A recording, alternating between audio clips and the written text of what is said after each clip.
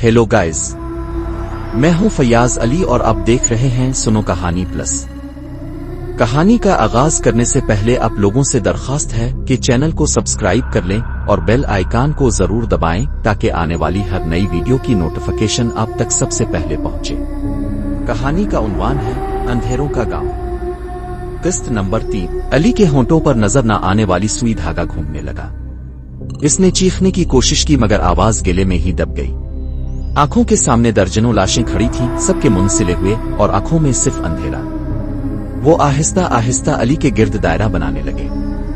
उनके कदम जमीन पर पड़ते तो मिट्टी से कराहने की आवाज निकलती जैसे कब्रें खुद तकलीफ में हों। अली के दिल में एक ही ख्याल आया, अगर मैंने अभी कुछ न किया तो मैं भी उन जैसा हो जाऊंगा। अचानक इसे अपनी जेब में वो चाकू याद आया जो वो शहर से साथ लाया था।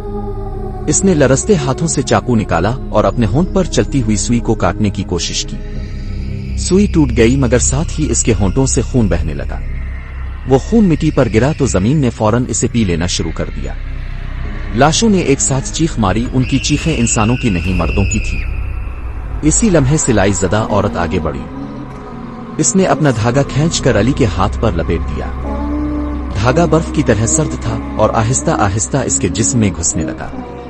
अली ने पूरी कुव्वत से औरत पर चाकू चलाया। चाकू उसके जिस्म में लगा तो खून नहीं निकला, बल्कि इसके अंदर से दर्जनों हाथ बाहर निकल आए जो अली की तरफ लपके। कब्रें तेजी से खिलने लगी। गांव का अंधेरा अब उसके जिस्म के अंदर उतर रहा था। अली का जिस्म कांप रहा था। सिलाई ज़दा औरत के अंदर से निकलते हाथ इसे लपेटने लगे।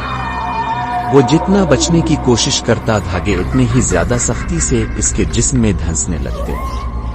कब्रों से निकलती लाशें अब उसके गिर्द घेरा डाल चुकी थी। सबके मुंह बंद और आंखों के सुराख सीधे अली को घोर रहे थे। अली ने आखिरी बार जोर लगाकर चाकू हवा में घुमाया और धागा काट डाला। औरत ने ऐसी चीख मारी कि पूरा गांव लरस गया।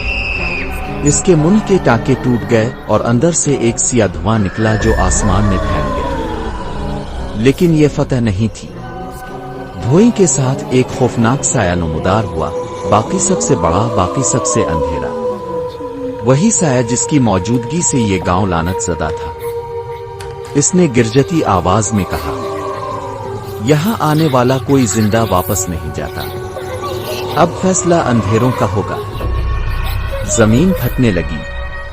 कब्रें धड़ाम धड़ाम से बंद हुईं।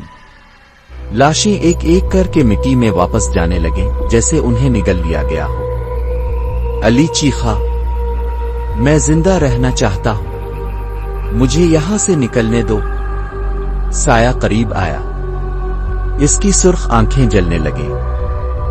जिंदा रहने के लिए एक कीमत देना होगी, किसी और की जान। अली का सांस रुक गया। किसकी जान? साया धीरे से बोला, शहर में तेरा बाप, यहां अंधेरों के साथ तेरा अंजाम। फैसला करो। साया अली के बिल्कुल करीब आ गया। इसके कदमों के नीचे जमीन धंस रही थी। अंधेरे की हवा इतनी ठंडी थी कि अली के जिस्म से पसीना जिमसा गया। फैसला करो। साया धाड़ते हुए बोला, आ तो तुम अपने बाप की जान दो, आ अंधेरों का हिस्सा बन जाओ। अली का दिल धड़कने लगा।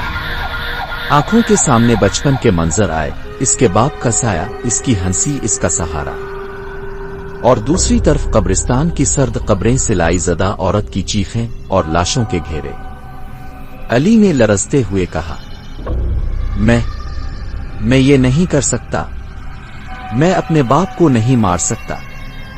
साया कहा मार कर हंसा, फिर अंधेरा तुझे खा जाएगा। अचानक जमीन फट गई और एक गहरा गड़ा खिल गया। अली का जिस्म अंदर की तरफ खचने लगा। इसने चीख मारी और चारों तरफ हाथ फैलाए।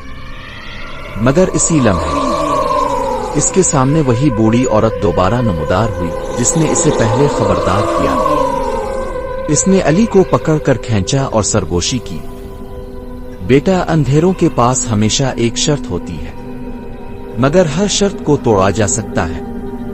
अली ने कांपते लहजे में पूछा, कैसे? बूढ़ी औरत ने इसकी आंखों में देखकर कहा, उनके खेल को खेल कर मगर उनके उसूल बदल कर कुर्बानी दो, लेकिन वो जिसे ये चाहते हैं नहीं। साया गुस्से से दे उड़ा।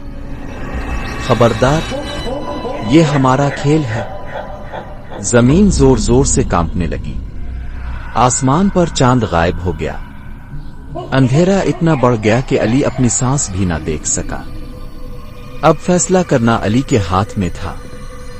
कुर्बानी देकर निकलने की कोशिश करे, अंधेरों का हिस्सा बनकर हमेशा के लिए इस गांव में दफन हो जाए।